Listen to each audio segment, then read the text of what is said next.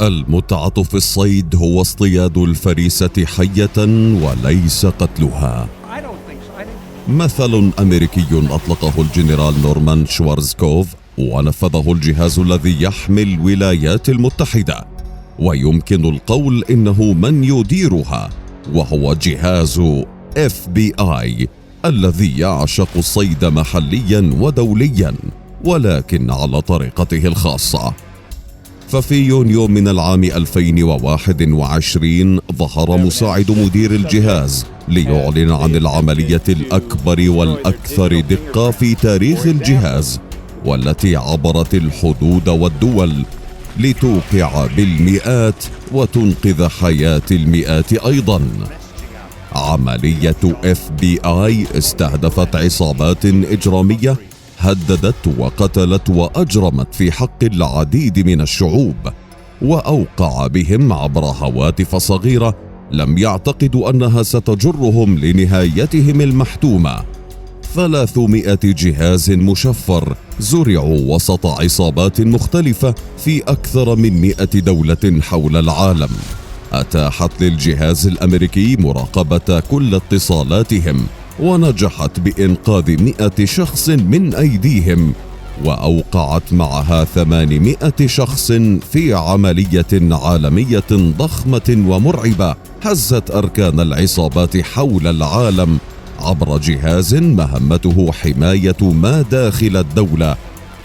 لكنه عندما خرج أتى بالثمار الكثيرة، وخرج بعملية تعد من الأكثر تطورا في التاريخ، وصنفت على أنها أكبر عملية ضد الجريمة المنظمة في العالم، التي أنقذت 100 شخص دون أن يشعروا بذلك. وتحت جناح الظلام وأجهزة التنصت الحديثة نفذت لتتحدث عنها وسائل الإعلام وتذكرها التقارير بعد شهور وسنين، فهي العملية التي قادها الجهاز المتقن. فما هي قصة FBI؟ متى تأسس؟ وماذا يضم؟ وهل حقا يتحكم بقرار واشنطن؟ لم يكن يحمل هذا الاسم في بداية تأسيسه، ولم يكن يضم كل هؤلاء الموظفين والتقنيات، بل جاء بهدف جمع التقارير وتحليل البيانات، ثم تحول لجهاز مهم وركن أساسي في الدولة. ففي العام 1908 قام المدعي العام الأمريكي تشارلز بونابرت بأمر مجموعة من المحققين الفيدراليين وتحديدا المعينين حديثا بأن يرسلوا كل تقاريرهم للمفتش العام. فمنذ إنشاء وزارة العدل الأمريكية اعتمدت بشكل رئيس على استئجار المحققين للتحقيق في الجرائم الفيدرالية، لكن المكتب بعد عام واحد من عمله ظهرت النتائج الكبرى، وتحول مكتب المفتش العام إلى مكتب التحقيقات الفيدرالي، حيث بات يضم 34 عاملا فيه، واستخدمته الحكومة في التحقيق مع المجرمين، خصوصا الهاربين منهم عبر الحدود. ومع السنوات ومع استمرار العمل وصل عدد عملاء المكتب إلى 300 عميل، وجاء ذلك مع وصول أحد أشهر رؤسائه، وهو إدغار هوفر الذي روينا قصته لكم في فيديو سابق، حيث ترأس الجهاز ل50 عاما، عمل خلاله على تطويره وتوسيع صلاحياته، وتم خلال إدارته تغيير اسم الجهاز ليصبح مكتب التحقيقات الاتحادي المعروف اختصارا ب FBI، وبات المكتب صاحب نفوذ وقوة، وفي ذات الوقت مقرا لمد أجهزة الدولة بالمعلومات والحفاظ على الأمن. ولكن كيف هو شكل الجهاز من الداخل؟ المقر الرئيسي ل FBI يقع في مبنى جي إدغار هوفر في العاصمة الأمريكية واشنطن، لكن تواجده لا يقتصر على ذلك البناء فقط، إذ يتبع له 56 مكتب تحقيق مركزي تقع في أهم المدن الأمريكية، ومعهم 400 مكتب تحقيق محلي تتوزع في مدن ومناطق مختلفة حول البلاد.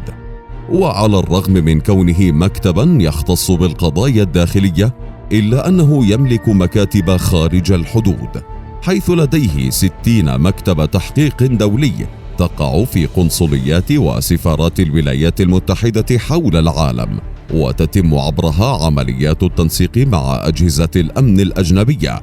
يضم الجهاز أكثر من 35 ألف موظف وعميل، وتصل ميزانيته السنوية إلى 8.3 مليار دولار أمريكي. ويتكون مكتب التحقيق الاتحادي من 6 فروع وظيفية يضاف لها المكتب الرئيسي أو مكتب المدير التنفيذي، الذي يتم فيه التحكم بكافة العمليات الإدارية المتعلقة بالوكالة. لكل من الفروع مساعد مدير تنفيذي تقع عليه مسؤولية إدارة فرعه. ينقسم كل فرع إلى مكاتب لكل منها مساعد مدير يتولى مسؤولية إدارتها ومراقبة سير عملياتها، ثم تنقسم المكاتب إلى فروع يديرها نائب مساعد مدير، ثم تنقسم الفروع إلى أقسام يديرها رئيس قسم. وعلى هذا الشكل تتوزع المهام والمسؤوليات في الجهاز ككل. أما عن الفروع فهي تختص بكل شيء. يأتي على رأسها فرع الأمن القومي، وهو المسؤول بشكل كامل عن مكافحة الإرهاب، ومعه أسلحة الدمار الشامل وإحباط أي عمليات لوكالات الاستخبارات الأجنبية، وبالتأكيد مكافحة كل عمليات التجسس على الدولة. أما الفرع الثاني فهو فرع التحقيقات الجنائية، والذي يتخصص في التحقيق بالجرائم المنظمة والعنف والاعتداء على الملكيات الخاصة، ومعها الفساد في مؤسسات الدولة ككل، بالإضافة للتحقيق في الجرائم التي تتم على يد أشخاص من أصحاب النفوذ. وثالثا يأتي فرع مهم للمكتب كله، وهو فرع الاستخبارات المسؤول عن تقديم الدعم الاستراتيجي والتوجيه والإشراف على كافة العمليات الاستخباراتية للجهاز. ثم يأتي فرع العلوم والتكنولوجيا، والذي تتمحور مهمته في دعم المكتب عن طريق التطوير واكتشاف كل ما هو جديد في المجالات العملية والتكنولوجية، والتي تؤدي بشكل رئيس لتقديم أدوات وطرق مبتكرة لتعزيز الأنشطة الاستخباراتية والتحقيقية للجهاز. ورغم وجود ذلك الفرع، إلا أن الجهاز يضم فرعا آخر متخصص بتقديم الدعم التكنولوجي والمعلوماتي، وهو فرع التكنولوجيا والمعلومات. وأخيرا يأتي فرع الموارد البشرية، وهو المسؤول عن تعيين وتدريب وتأهيل الموظفين بشكل عام، إن كانوا عملاء أو فنيين أو حتى إداريين، ولكي يتعرف العملاء على بعضهم بين عامة الشعب، فيطلق عليهم شعبيا لقب جي مان، رجال الحكومة. وبدأت هذه التسمية في فترة المجرمين الكبار أمثال جون ديلينجر. وهنا نصل للسؤال المهم: هل يحكم الجهاز واشنطن حقا؟ وفق المعطيات التي ذكرناها والفروع الستة التي يضمها، يظهر أن الجهاز يدخل في كل مؤسسات الدولة من الأمن والحماية وصولا للمعلومات والتطوير، وحتى محاربة الفساد ومحاسبة المسؤولين، ما يعني أنه قادر على الدخول لأي مؤسسة والتحقيق مع أحد موظفيها أو مسؤوليها دون إذن مسبق. وقد ظهر تحكم الجهاز وسلطته الواسعة في العديد من الفترات، خصوصا خلال فترة جي إدغار هوفر الذي قيل عنه إنه الحاكم الفعلي للولايات المتحدة الأمريكية.